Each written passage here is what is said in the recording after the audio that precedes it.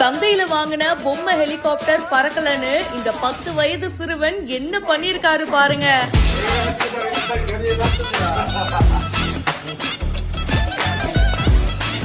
அதிர்ச்சியான போலீசார், அடம் பிடித்த சிறுவன்.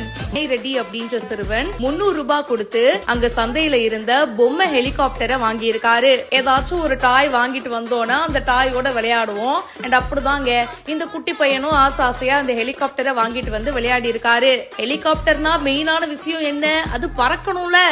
சின்ன பையனா எனக்கு எதுவுமே தெரியாதா, என்ன ஹெலிகாப்டர் பறக்கவே மாட்டேங்குது அப்படின்னு சொல்லிட்டு சந்தைக்கு போயிட்டு ரெண்டாவதா இன்னொரு ஹெலிகாப்டரை மாத்திட்டு வந்திருக்காரு.